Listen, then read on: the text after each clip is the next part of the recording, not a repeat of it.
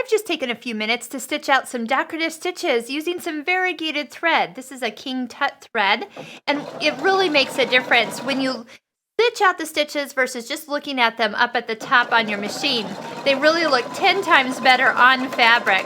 So I highly recommend just go ahead and take some fabric, maybe with a little stabilizer, and just stitch them all out. I'm really just taking the presser foot, lining it up against the previous row that I just stitched, and then sewing a row.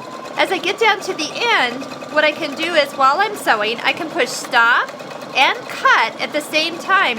And what it'll do is it'll finish up the stitch that I'm on and cut the thread when it's done. There's the cut. I don't even have to think. I can just enjoy watching the stitches come on out. Wow, that really turned out a lot different than what it looks like on the machine.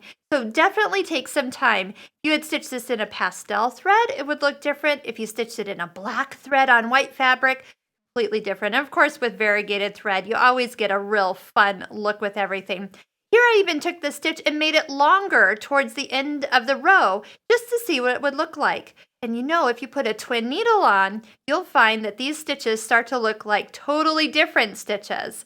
Now, sometimes, since I have an orange thread in my bobbin, I want these threads and the stitches to pull to the back side. So right here when I started, I noticed I was getting some orange thread coming up on the top. So I reduced the tension down so I didn't have any of that showing. Some of the stitches will automatically kind of get you into a lower tension range, but since I had two different weights of thread, I wanted to do that myself.